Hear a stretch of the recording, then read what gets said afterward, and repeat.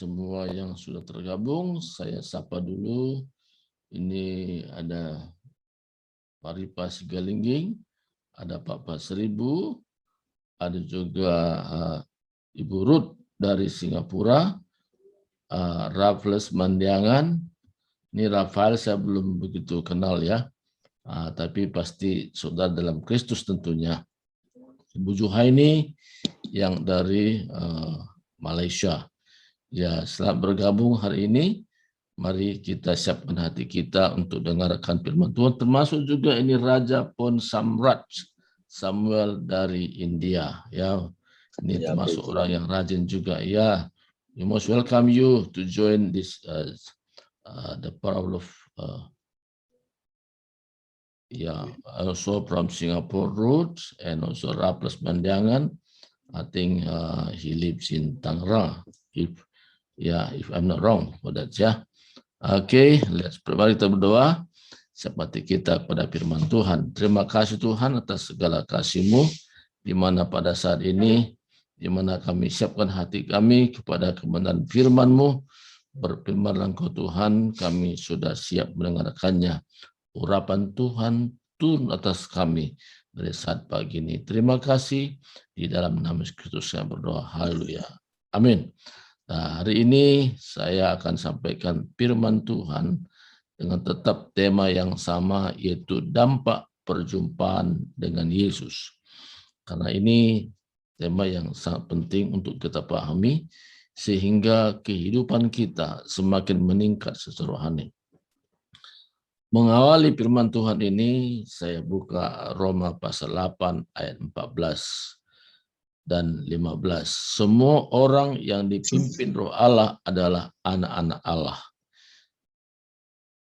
Sebab kamu tidak menerima roh perbudakan yang membuat kamu menjadi takut lagi, tetapi kamu telah menerima roh yang menjadikan kamu anak Allah.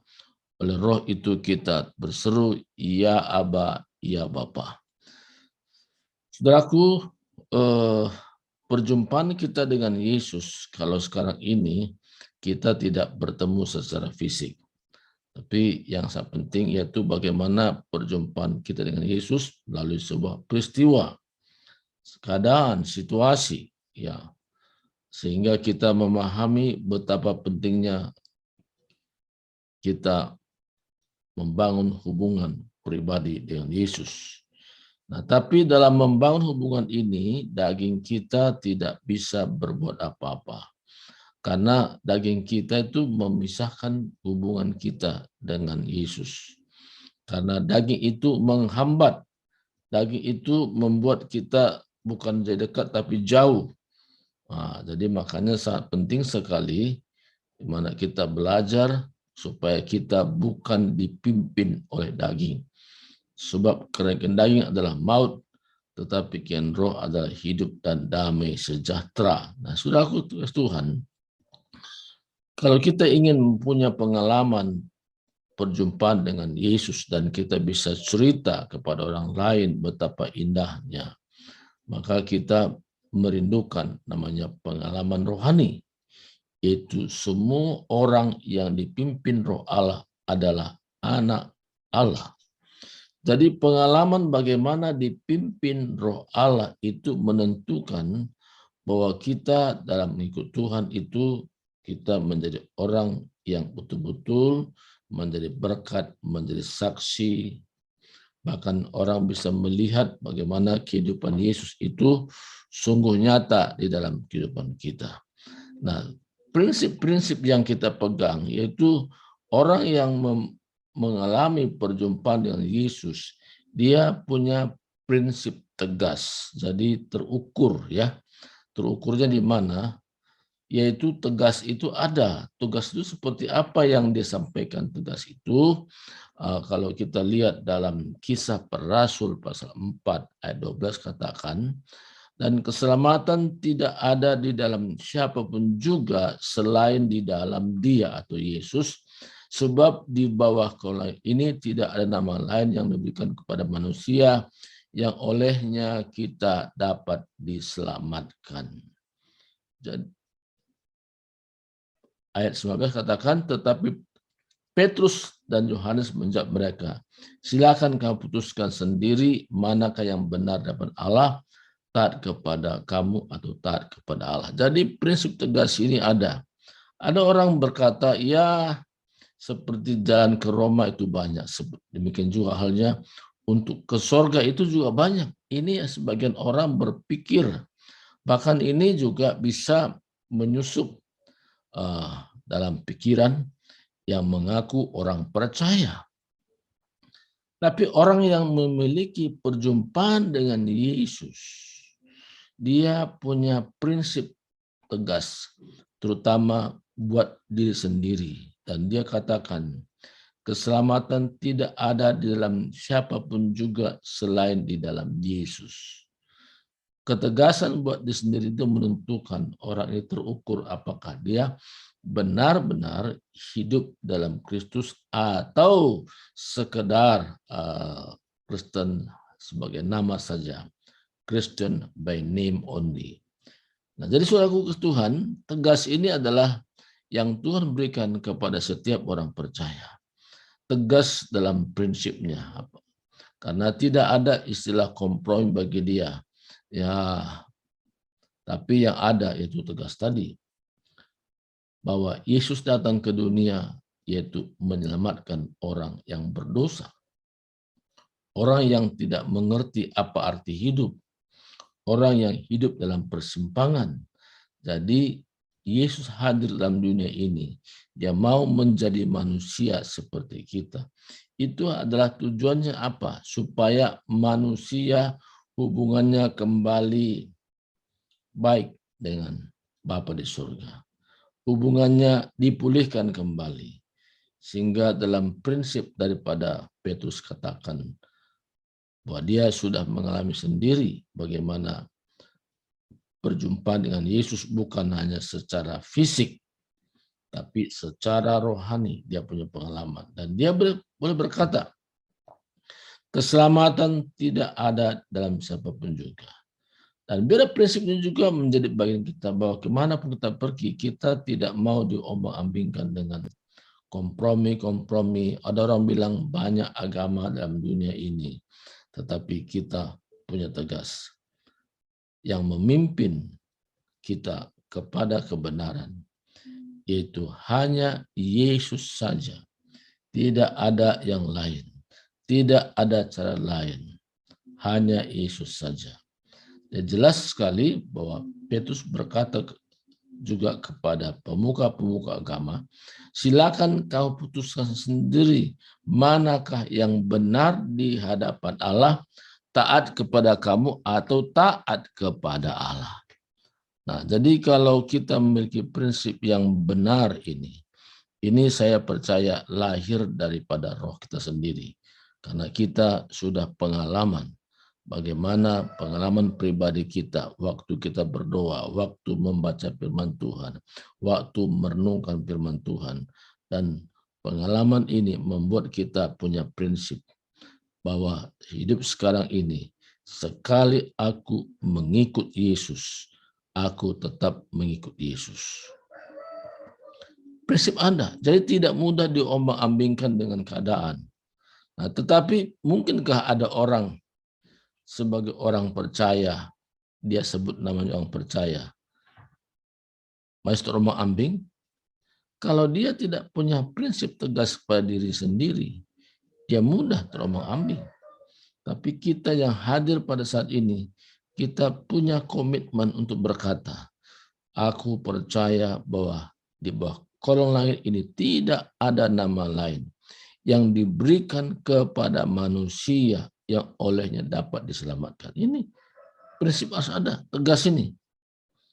Nah, yang kedua tadi lembut. Nah, kenapa perlu lembut, saudaraku? Untuk kita bisa menjadi pemenang jiwa, kita tidak mengutamakan namanya perdebatan. Nah, perdebatan itu ujung-ujungnya bukan membawa orang jadi damai, tapi kadang-kadang membuat hubungan retak satu dengan yang lain. Nah, makanya kita bisa tegas pada diri kita, tapi kita lembut bagaimana bahasa penyampaiannya kepada orang lain. yaitu bahasa persahabatan. Kita perlu bersahabat dengan orang lain. Kita perlu pendekatan orang lain. Kita perlu membimbing orang lain. Kita bisa mengarahkan orang lain. Sehingga lewat penjelasan-penjelasan yang kita berikan, karena kita punya prinsip bukan kasar tapi lembut. Nah, kelemah lembutan yang muncul dari roh kita dan terpancar dari ungkapan mulut kita, dan ini membuat orang tertarik untuk datang kepada Yesus. Karena mereka tidak melihat Yesus langsung, tapi melihat melalui pribadi kita bahwa Yesus hidup. Apa kata Yesus? Belajarlah kepadaku karena aku lemah lembut dan rendah hati. Dan kita semua belajar kepada Yesus. Sehingga kita punya nilai-nilai, yaitu nilai-nilai rohani yang bisa orang alami sendiri. Pergaulan kita dengan dia, kita sampaikan sesuatu dengan lembut. Nah, ketika kita menyampaikan dengan prinsip ini, lembut berkata-kata, tegas dalam prinsip, ini yang membuat kita tampil beda di tengah-tengah dunia yang sekarang ini. Dan yang terakhir di sini, yang kita juga punya prinsip dalam berkata-kata, dalam sikap, yaitu tegar. Ini penting. Tidak cukup hanya tegas dan lembut, tapi tegar. Nah, karena dalam hidup ini kita tidak selalu mengalami hal-hal yang enak. Tapi ada kalanya kita mengalami hal-hal yang sukar.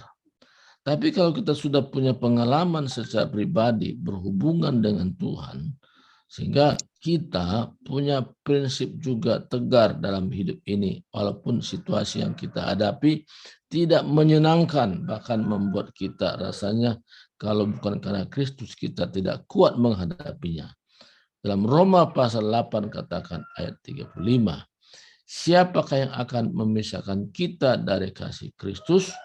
Penindasan atau kesesakan atau penganiayaan atau kelaparan atau ketelanjangan atau bahaya atau pedang? Seperti ada tertulis, oleh karena engkau kami ada dalam bahaya maut.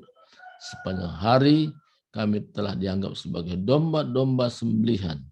Tetapi dalam semuanya itu kita lebih daripada orang-orang yang menang oleh Dia yang telah mengasihi kita. Jadi kita juga tegar di masa-masa yang sukar, karena zaman kita hidup sekarang ini kadang-kadang zaman tidak menyenangkan.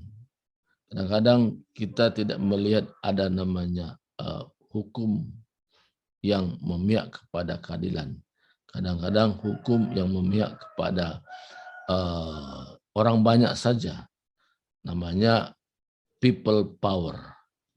Nah, kadang-kadang ketika orang menggunakan people power, nah, kadang-kadang kita melihat tidak ada hukum yang memihak kepada kebenaran, tapi kepada kuasa orang banyak, ya. Tetapi kita yang ada pada saat ini, kita tidak mau paham people power, tapi God's power, yaitu tentang kuasa Tuhan. Sekalipun ada hal yang sukar, seperti kita dipinggirkan, kita seperti tidak dianggap, mungkin kita juga diremehkan, direndahkan karena kita sebagai orang percaya, kita bisa tegar. Kenapa kita tegar? Karena Yesus sendiri pun juga mengalami pengalaman yang lebih daripada apa yang kita alami. Jadi dalam hal ini, bagaimana supaya kita benar-benar terpancar dalam kehidupan kita sehari-hari, sehingga nyata Kristus hidup, kita memiliki sikap tegas, tapi lembut dan juga tegar. Dalam menghadapi hal-hal yang sukar, kita juga tetap punya komitmen bahwa aku tidak mau digoyahkan dengan kondisi keadaan yang sedang berlangsung sealami. Nah, kalau ini menjadi komitmen kita, ini menjadi bagian hidup kita, maka kita dalam dunia ini tampil beda, tidak sama seperti orang lain yang hanya dalam tanda kutip Kristen secara nama. Jadi kita berbeda sekali dengan orang lain. Nah, inilah yang Tuhan mau nyatakan bagi kita pagi ini. Bagaimana kita punya sikap yang tegas, berprinsip pada sendiri, berkata-kata dengan lembut, dan juga tegar menghadapi setiap masalah. Dan masalah yang kita hadapi itu bukan membuat kita jauh dari Tuhan. Masalah yang kita hadapi sehari-hari itu baikkan kita sedang sekolah. Kita disekolahkan, namanya School of Life, sekolah kehidupan. Dan kita mengalami sendiri, dan sampai kapan kita sekolah? Sampai saatnya kita berpindah dari dunia yang sekarang ke dunia yang akan datang. Saya diberkati dengan sebuah kesaksian. Ada seorang encim-encim. Dia bukan pendeta, dia anggota jemaat biasa. Tapi dia punya prinsip. Dia katakan kepada banyak orang, sekalipun orang mengasih uang banyak segepok, bahkan harta duniawi, tapi saya tidak mau meninggalkan Yesus. Kalau ada orang mengatakan, tinggalkan Yesusmu, saya kasih dengan harta duniawi, saya tetap punya prinsip, tidak mau. Karena aku sudah mengalami keselamatan kekal. Jaminan hidup kekal itu Yesus sudah berikan kepada saya. Makanya sekalipun dia sebagai jemaat biasa, dia bukan pendeta, tapi dari perkataannya dan tindakannya. Wow, kita lihat keberanian luar biasa. Dia buka usaha, tapi setiap orang datang untuk membeli sesuatu, dia sempatkan untuk bersaksi. Bagaimana menceritakan Yesus itu adalah satu-satunya jalan, kebenaran, dan hidup. Tiada seorang pun sampai ke surga kalau tidak melalui Yesus. Dan dia berani, saya percaya ini karena dia sudah dipimpin oleh Roh Kudus, dan dia sudah punya prinsip bahwa dalam hidup ini aku hidup sementara, tapi dalam waktu yang singkat di mana aku hidup ini, aku bisa menceritakan Tuhan, bagaimana jaminan Tuhan, bagaimana Tuhan mengasihi dunia ini. Makanya dia katakan terus sampai sekarang, dia sehat saudaraku. Bahkan dia mau juga mendukung hamba Tuhan yang dia tahu bagaimana Tuhan gerakkan hatinya, dia lakukan dengan setia. Nah, saudaraku, ini satu gambar yang singkat. Jadi seseorang bisa tegas, lembut, dan tegar ini bukan karena jabatan dalam secara gerejawi, tapi karena dia sudah pegang teguh apa kata Tuhan lewat firman-Nya. Jadi dia tidak mau melenceng dari apa kata Tuhan. Dia tetap pegang teguh. Dan saudaraku Tuhan, hari ini firman Tuhan yang singkat ini mendorong kita untuk memahami dan mengerti bagaimana sepatutnya kita hidup dalam dunia sekarang ini. Kita punya ketegasan, lembut, dan tegar. Dan ini prinsip yang ada dalam hati Yesus. Dan itu juga dalam hati kita. Yesus kadang-kadang dalam kondisi kesusahan, dia mengalami juga bagaimana ditinggalkan, bagaimana dipinggirkan. Tapi Yesus, dia terus menjalankan misinya untuk apa datang ke dunia ini. Terima kasih. Mari kita berdoa. Bapa kami dalam surga, Bapa yang kami sembah dalam Yesus Kristus, di mana saat ini, di mana kami sudah dengarkan firman-Mu, biar Tuhan tanamkan hati kami, sehingga kami semua menjadi orang-orang yang militan, menjadi pemenang jiwa yang handal, dan boleh bersaksi bahwa di bawah kolong ini tidak ada nama lain yang diberikan kepada manusia yang olehnya dapat diselamatkan, hanya di dalam Yesus Kristus.